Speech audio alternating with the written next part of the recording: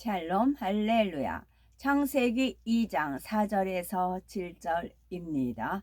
이것이 천지가 창조될 때에 하늘과 땅의 내력이니 여호와 하나님이 땅과 하늘을 만드시던 날에 여호와 하나님이 땅에 비를 내리지 아니하셨고 땅을 갈 사람도 없었으므로 들에는 초목이 아직 없었고 밭에는 채소가 나지 아니하였으며 안개만 땅에서 올라와 온 지면을 적셨더라.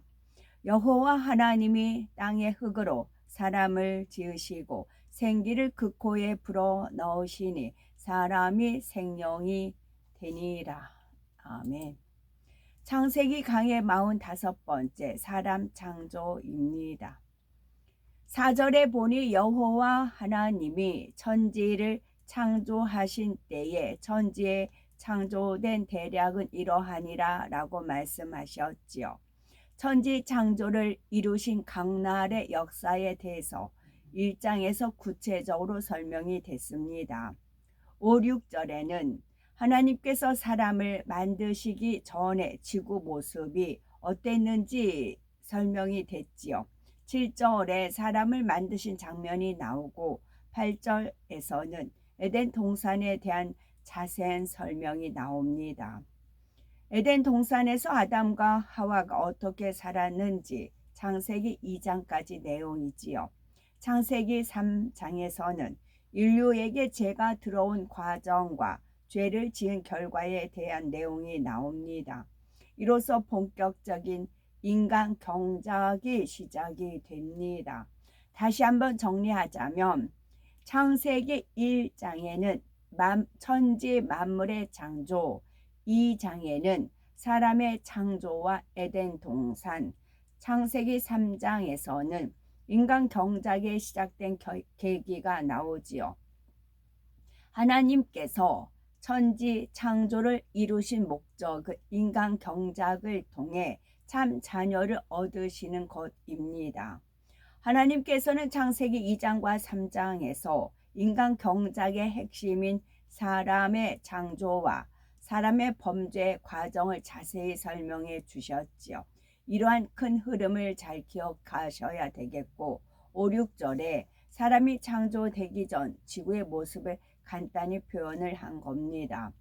여호와 하나님이 땅에 비를 내리지 아니하셨고 경작할 사람도 없었으므로 들에는 초목이 아직 없었고 밭에는 채소가 나지 아니하였으며 안개만 땅에서 올라와 온 지면을 적시었더라. 창세기 1장의 내용을 이해하신 분들은 이때가 창조 몇째 날인지 알 수 있지요.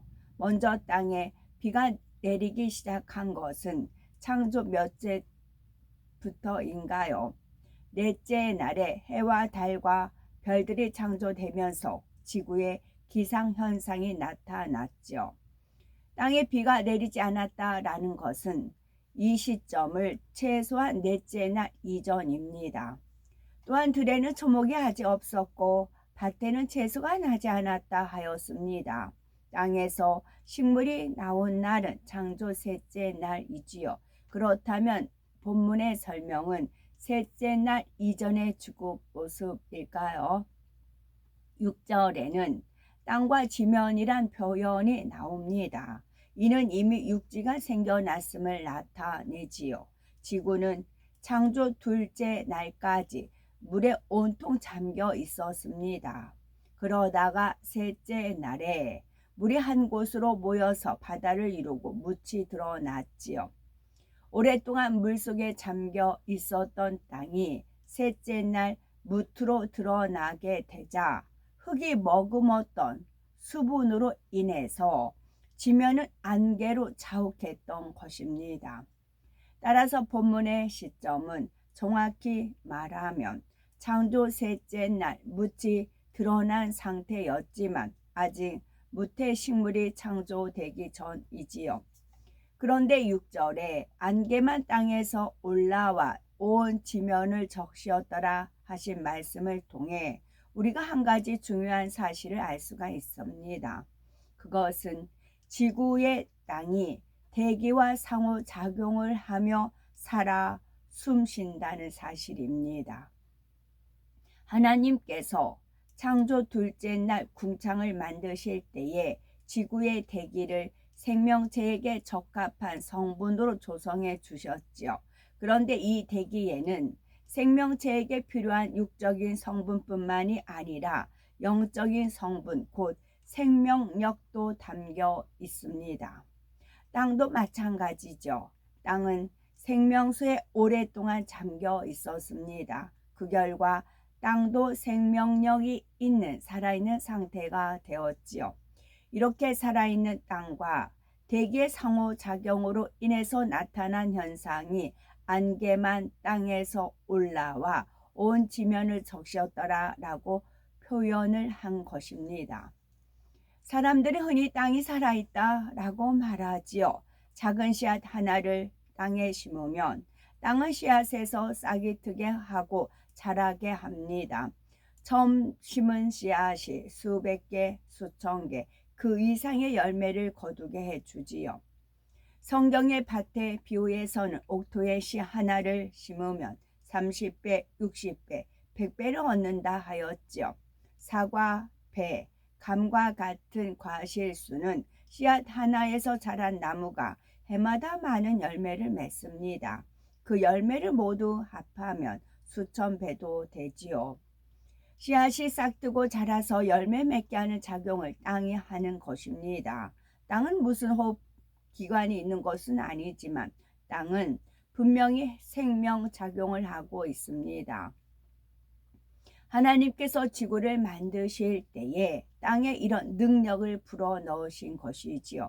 그리고 땅 위에서 생명체가 살 수 있게 하셨습니다. 사람도 흙이 전혀 없는 곳에서 계속 살게 되면 몸에 이상이 오는 경우가 있습니다. 물론 영으로 육을 지배하고 다스리는 사람은 상관이 없지요. 그렇게 하지 못하는 사람들은 오랜 시간 흙과 전혀 접촉하지 못하면 몸에 이상이 생기는 경우가 있습니다. 살아있는 땅을 밟고 호흡할 때 땅에 깃들여 있는 생명력이 우리 사람에게도 좋은 영향을 주지요. 대기도 마찬가지입니다. 대기에는 산소나 이산화탄소 등 생명체에게 필요한 육적인 요소뿐만이 아니라 하나님께서 불어넣으신 생명력이 담겨 있지요. 살아있는 땅과 대기와 모든 생명체의 상호작용으로 지구에는 생명 현상이 지속이 됩니다. 4절에서 6절에서 이처럼 창조의 대략을 다시 언급하신 이유는 무엇일까요? 그것은 생명체라고는 아무것도 없었고 안개만이 자욱했던 지구의 땅 위에 만물을 창조하신 분은 바로 하나님이심을 강조하기 위함입니다. 땅과 대기의 상호작용으로 생명현상이 가능케 하신 분, 들에는 초목이 밭에는 채소가 나게 하신 분, 그분이 바로 하나님이시라는 거지요. 그리고 사람을 창조하셔서 훗날 밭을 경작하게 하신 분도 하나님이심을 강조하는 것입니다. 이와 같은 모든 만물의 창조주는 하나님이심을 다시 언급하시며 이제 사람을 창조하신 일을 하십니다. 7절에 여호와 하나님이 흙으로 사람을 지으시고 생기를 그 코에 불어넣으시니 사람이 생명이 된지라 했습니다. 여호와 하나님, 바로 성부 하나님께서는 성자 성령 하나님과 많은 전사들이 보는 앞에서 사람을 창조하시었지요. 그냥 말씀으로 창조하신 것이 아니라 아버지 하나님께서 사람을 친히 만드셨습니다. 하나님께서 사람을 만드신 근본 재료는 변치 않는 금이나 단단한 철이 아니었지요. 바로 흙이었습니다. 하나님께서는 그 흙이 참 진흙이었다고 알려주셨지요. 하나님께서는 어떻게 흙으로 사람을 만드셨을까요? 미술에서 점토로 여러 형상을 만드는 것처럼 하나님께서도 흙으로 사람의 형상 전체를 만드셨을까요? 형상은 그렇게 만든다 해도 몸속에 장기들과 신경들과 혈관들은 어떻게 만드셨을까요? 겉현상만 해도 그렇게 간단하지는 않습니다. 머리카락과 눈썹, 피부에 나 있는 무수한 털과 섬세한 피부, 결까지 일일이 흙으로 표현해야 하는 것입니다. 그런데 과연 하나님께서는 이렇게 세세한 부분들까지 어떻게 흙으로 빚어 만드셨을까요? 그냥 간단히 하나님의 능력으로는 모든 것이 가능하니까 라고 생각할 수도 있습니다. 물론 하나님의 능력으로 모든 것이 가능하지요. 하나님께서는 사람이라는 피조물에 대한 모든 정보를 갖고 계셨습니다. 사람은 어떻게 만들어야겠다는 설계도를 갖고 계셨지요. 이 설계도대로 사람의 형상을 빚으시는 하나님의 손끝에서는 근본의 빛이 계속 나갔습니다. 하나님께서 사람의 머리를 빚으시면 머리 부분은 흙덩어리가 아니요 곧바로 사람의 온전한 머리가 되었지요. 머리카락을 흙으로 일일이 빚으시거나 눈, 코, 입, 귀 등을 만드신 것이 아닙니다. 눈은 두 개로 얼굴의 위쪽에, 코는 중앙에, 입은 그 아래쪽에, 귀는 얼굴 양쪽 등등 하나님께서 설계하신 대로 개수와 위치와 모양과 기능까지 하나님의 손끝에서 나가는 근본의 빛으로 창조된 것입니다. 머리에서 목으로 그리고 몸통, 팔과 손, 다리와 발에 이르기까지 근본의 빛이 나가는 하나님의 손길에 의해 사람의 온전한 신체로 바뀌었지요. 하나님께서 생기를 불어넣기 전에도 아담은 이미 이와 같은 모습이었습니다. 아담의 피부는 진흙과 같은 갈색빛이 아니라 아름다운 우윳빛이 났지요. 머리카락의 길이는 아버지 하나님보다 약간 짧게 만드셨는데 목선 끝에 닿을 정도로 만드셨지요.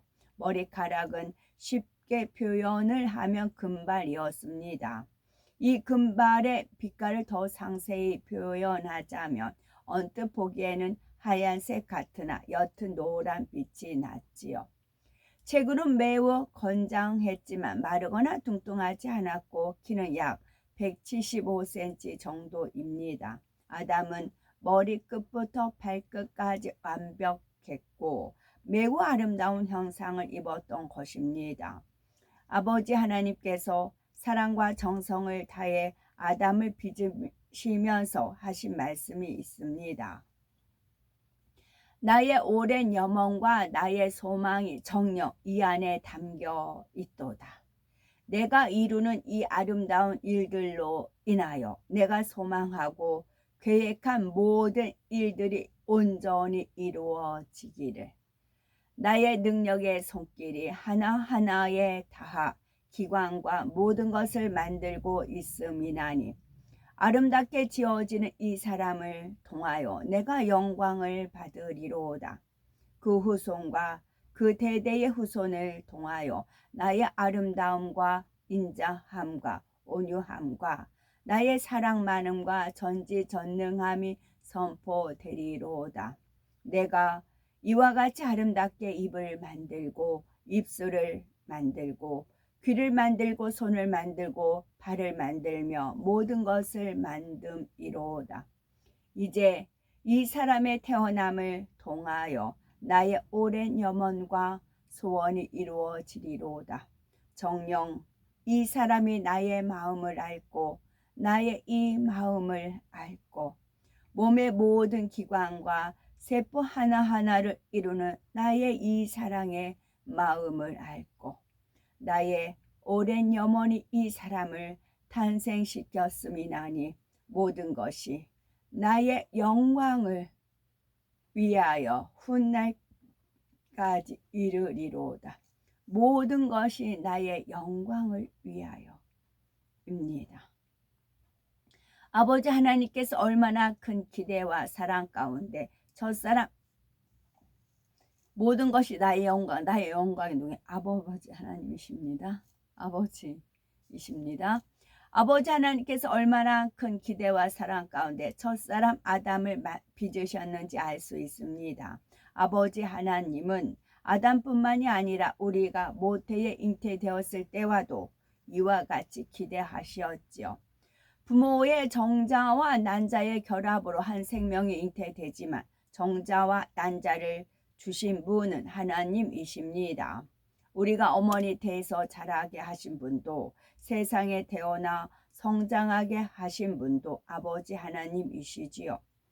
무엇보다도 영원히 죽지 않는 생명의 씨를 영에 담아 우리에게 심어 주신 분이 아버지 하나님이십니다. 따라서 아버지 하나님은 영으로나 육으로나 우리 참 아버지, 진짜 아버지이시지요. 아버지 하나님께서는 아담에게 기대하셨던 것처럼 우리에게도 영광 받기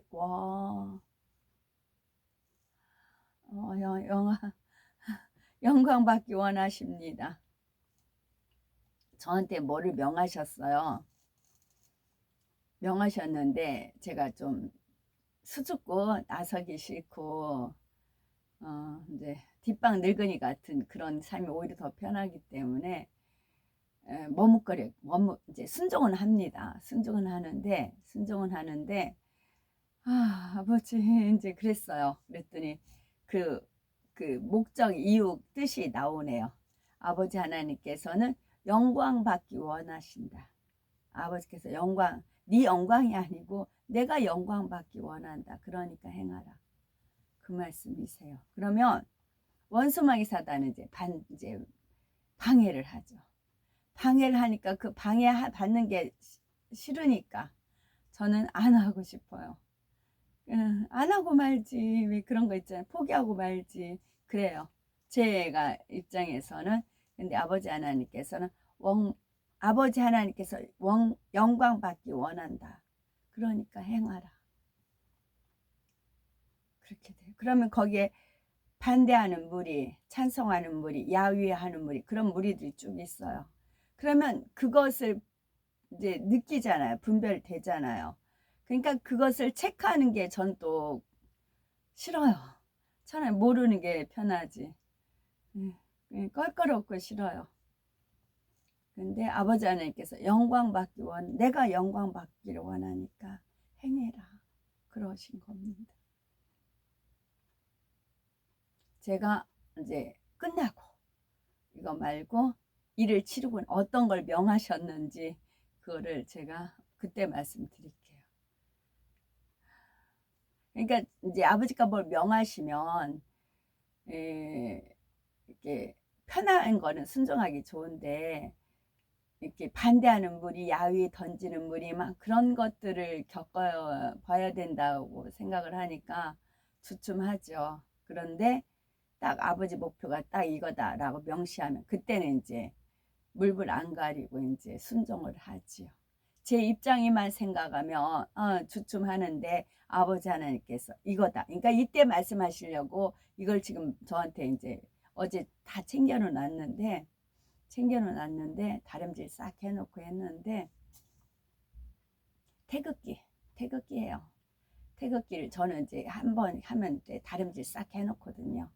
다림질 싹 해놓고 다시 또 일주일 필 때 또 다림질. 쌍칼춤 있죠. 쌍칼춤으로 우리나라 국기 2개를 가지고 이제 그 찬양에 맞춰서 워십하는 거예요. 그거를 명하셨어요. 하라. 아버지 난 네, 그랬어요. 그랬는데 물론 이제 명하면 저는 이제 순종하게끔 되어 있어요. 근데 선뜻 기쁜 마음으로 하는 게 아니라 이렇게 하면 너무 설치고 막 너무 설치잖아요. 네, 그랬어요. 그랬더니 아버지 하나님께서 영광 받기 원하신다. 그러면 해야죠. 결과는 또 일이 진행되는 결과는 말씀을 드리면 거기서 본인들 거 참작하시면 됩니다. 내가 취할 거 취하고 내가 버릴 거 버리고 그러시면 취사 선택하시면 됩니다. 여기에서 내가 원광 받기 원해서 하라는 거다. 그것입니다. 그러면 순종해야죠. 아버지께서 영광 받으시기 위해서니까. 근데 아버지께서 영광 받으시려고 하면은 원수마귀 사단이 반드시 방해를 하죠. 거기에 사주를 받아서 방해하는 꾼들이 있죠. 그게 저는 귀찮아서 싫어서 일이 끝난 다음에 다음 주 아버지 하나님의 마음을, 아버지 하나님의 그 사랑을 우리가 알기를 원하시지요. 아버지 하나님의 오랜 염원을 이루어 드리는 우리가 되셔야 되겠습니다. 아버지 하나님께서 사랑과 정성을 다해 아담을 빚으신 후 생기를 불어넣기 전에도 아담은 이미 온전한 사람의 형체를 가졌습니다. 단 생명이 없을 뿐이었지요. 이해하기 쉽게 비유를 들면 영혼이 빠져나간 몸의 상태와 같았습니다. 이러한 아담의 코에 하나님께서 생기를 불어넣으셨지요. 여기서 생기란 근본의 빛에 담긴 하나님의 능력입니다. 아담의 몸은 이 생기가 들어가자 비로소 살아 움직이게 되었습니다. 심장이 뛰면서 온몸에는 피가 돌기 시작했고 모든 기관과 세포들이 활동을 시작하였지요. 마치 멈추어 있던 기계에 전기가 공급되면서 모든 부분이 일시에 가동되는 것과 같았습니다. 기계에 생명을 주는 것이 전기라면 인체에 생명을 주는 것은 생기입니다. 하나님께서 흙으로 빚으신 아담의 몸에서 가장 중심이 되는 세포에게 하나님의 근본된 능력인 생기가 들어가자 아담은 살아 움직이기 시작하였지요. 눈은 사물을 볼 수 있게 됐고 귀로 소리를 들을 수 있게 됐으며 일어나 걸을 수 있게 됐습니다. 뇌도 활동을 시작하였지요. 보고 듣고 가르침 받은 것을 뇌의 기억 장치에 저장할 수 있게 됐지요. 물론 아담은 당시 악이 없는 곳에 살았기에 비진리나 악이 입력되지 않았습니다. 아버지 하나님께서도 아담에게 진리의 지식만 가르쳐 주셨지요. 뇌세포와 그 속에 저장된 지식들, 그 지식을 다시 떠올리는 작용, 그 생각을 통틀어 혼이라고 합니다. 생명인 아담에게서도 혼의 작용이 일어났을까요? 아담도 진리를 보고 듣고 입력하며 진리를 떠올려 생각하고 말했지요. 즉 진리에 속한 혼의 작용은 있었습니다. 이 진리에 속한 혼의 작용을 하는 주체가 혼이 아니라 영이었지요. 매 순간 자신의 의지 가운데 진리에 속한 혼의 작용을 한 것이 아니라 영의 주도로 자연히 그렇게 했던 것입니다. 혼은 주인인 영에게 오직 순종만 하는 하나의 종과 같은 존재였지요. 아담이 생명일 때에는 혼과 영을 따로 구분할 필요가 없었습니다. 모든 것이 영이 주도하에 작용했던 것이지요. 그런데 이후 아담이 불순종의 죄를 범한 후 영계의 법칙에 의해 영이 죽게 되자 그때부터 혼이 주인 노릇을 하게 됐습니다. 그 결과가 제 창세기 3장에 나오지요. 아버지 하나님께서는 첫사람 아담을 건장한 청년의 모습으로 만드셨습니다. 이렇게 창조된 청년 아담은 그 후로 성장 과정을 조금 더 거쳤지요. 그때를 정확히 표현할 수는 없으나 자녀를 잉태하고 낳아 기를 수 있을 때까지 조금 더 성숙해지는 과정을 겪었습니다. 사람으로 가장 완숙할 때까지 성장하고 그 후로는 그 상태를 유지했지요. 몸이 노화되지 않았으며 신체의 어느 부분도 퇴화되지 않았습니다. 아담이 에덴 동산에 사는 동안에는 하나님께서 불어넣어 주신 생기가 온몸을 감싸고 있었지요. 또한 아담이 살았던 에덴 동산은 영의 공간으로서 육의 흐름을 타지 않습니다.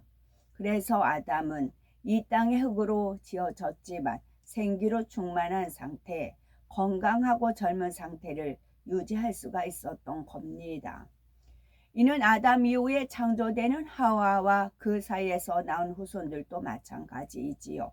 왜 그런지는 생명의 시 말씀에 있습니다. 생명의 시도 이제 다시 한번 읽어야 되겠네요.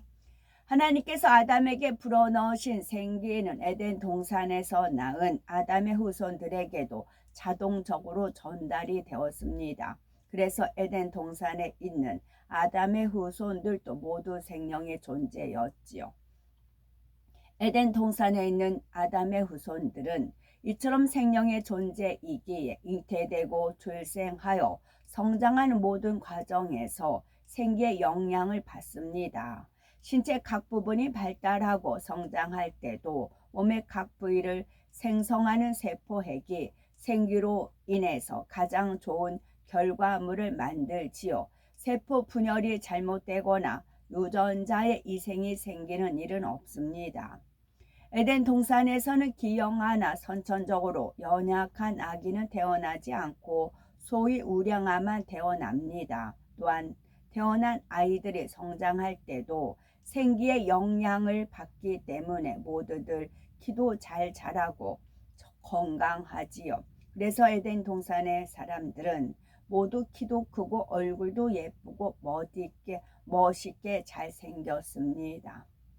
남자의 머리카락 길이는 목선 끝 부분에 닿을 정도라 했는데 여자는 그 2배까지 자랍니다. 남자들은 수염이 나지 않습니다. 에덴 동산의 사람들은 태어나서 정년의 때를 조금 더 지날 때까지 성장합니다. 그리고 어느 시점이 되면 성장이 멈추는데 그 후로는 몸이 노화되지 않기 때문에 그 상태를 그대로 유지하며 살게 되지요. 이는 생기 곧 하나님의 근본된 능력이 몸을 근본적으로 조절하는 세포핵을 지배하고 다스리기 때문입니다. 이처럼 생기로 충만한 생명의 존재가 있고 주님께서 공중 강림하실 때에 믿는 자들이 입게 되는 신령한 몸, 곧 부활체와 이 생명은 어떻게 다른지, 하나님께서는 사람을 왜 흙으로 만드시는지 그 영적인 의미도 있습니다. 사람의 입술을 만드시면서 그 입술로 하나님을 찬양하기 원하셨고, 귀를 만드실 때는 아버지 하나님의 말씀에 귀 기울여 순종하는 자녀가 되기를 원하셨습니다. 또한 눈을 만드시면서는 그 눈을 들어 창조주 하나님을 우러르고 만물의 아름다움을 느낄 수 있기를 원하셨지요. 이처럼 하나님의 형상대로 지으신 사람을 통해 아버지 하나님께서는 사랑받기 원하셨습니다. 또한 찬양받기 원하시며 영광받기를 원하셨지요. 이러한 아버지 하나님의 마음을 우리 모두는 꼭 느끼시기 바라고, 그래서 아버지 하나님의 큰 기대와 소망을 이루어 드리는 기쁨의 자녀들이 되셔야 되겠죠. 아멘. 샬롬.